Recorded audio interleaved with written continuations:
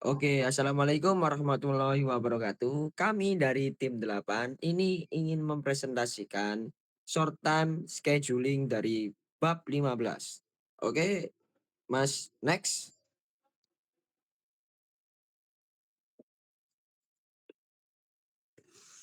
Next. Latar belakang short term scheduling, yaitu penjadwalan jangka pendek. Short term scheduling adalah proses menerjemahkan keputusan kapasitas jangka panjang dan rencana agregat jangka menengah ke dalam tahapan implementasi yang sangat spesifik, aktual, dan harian. Next. Tujuan utama penjadwalan jangka pendek adalah yang pertama meminimalkan waktu penyelesaian, completion time, menyelesaikan tugas cepat mungkin. Yang kedua, memaksimalkan utilitas utilization, memastikan mesin dan tenaga kerja digunakan seefektif mungkin, yaitu tidak banyak waktu menganggur. Untuk yang ketiga, meminimalkan persediaan barang setengah jadi. Lalu yang keempat, meminimalkan keterlambatan pelanggan. Next. Baik, yang berikutnya akan dijelaskan oleh teman saya yaitu Bagus Pra.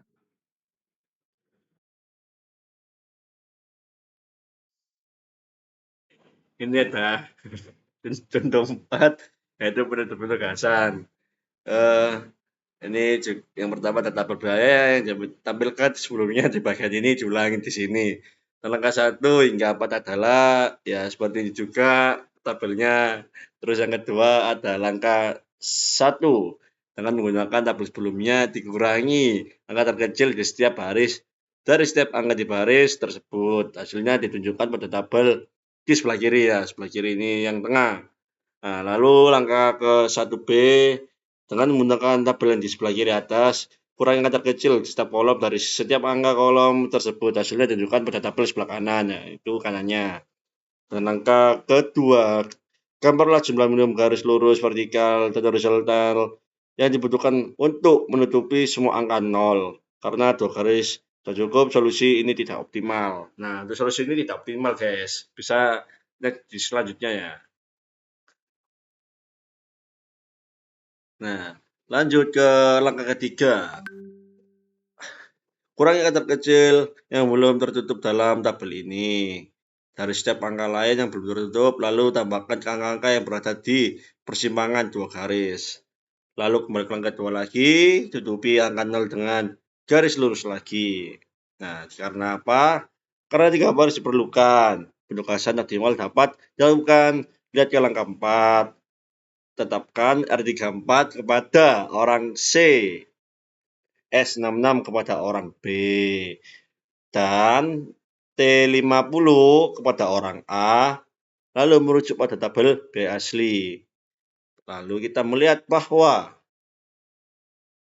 biaya minimum sama dengan $6 dikurangi $10, $9, dan $25. Begitu. Oke, next. Lalu langkah selanjutnya yaitu kurangi angka terkecil yang belum tertutup. Dua tabel dalam ini dari setiap angka lain yang belum tertutup. Lalu tambahkan ke angka-angka yang berada di persimpangan 2 garis. Nah, ini tabelnya. Lalu kembali ke angka 2, guys. Untuk menutupi angka 0 dengan garis lurus lagi. Ya, terus bisa di next.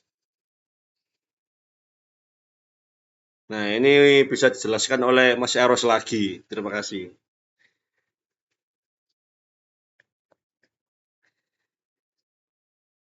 Oke, baik, saya akan menjelaskan lanjutan dari penjelasan oleh Mas Bagus Pra tadi, yaitu penerapan aturan FCFS dan SPT.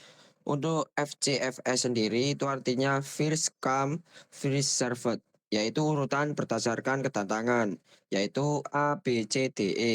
Hasil waktu alur total tinggi karena pekerja lama A memblokir pekerjaan cepat B. Banyak pekerjaan mengalami keterlambatan. Lalu yang SPT adalah shortest processing time, yaitu urutan dari waktu proses terpendek, yaitu BDACE, hasil meminimalkan waktu tunggu. Pekerjaan cepat diselesaikan terlebih dahulu, menurunkan rata-rata waktu pengerjaan secara drastis. Next.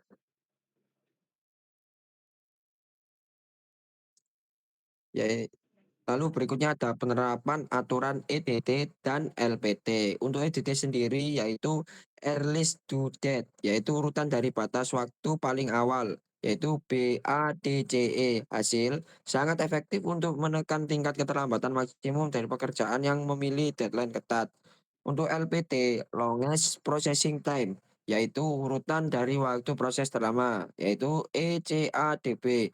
Hasil pekerjaan lama diselesaikan dulu, biasanya menghasilkan performa terburuk untuk kepuasan pelanggan karena pekerjaan kecil tertunda lama. Next. Baik, berikutnya bisa dilanjutkan oleh teman saya yaitu Mas Muhammad Iqbal.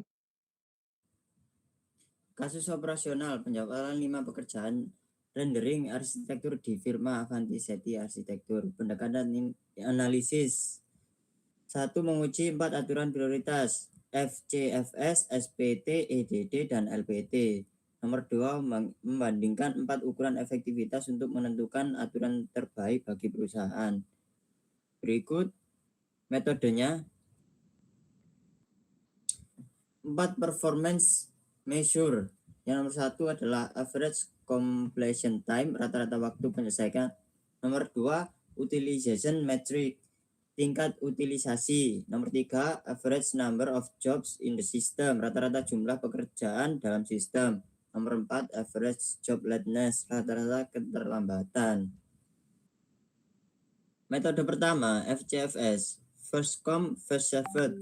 Urutan pengerjaan A, B, C, D, E sesuai urutan kedatangan awal. 4 ukuran efektivitas FCFS.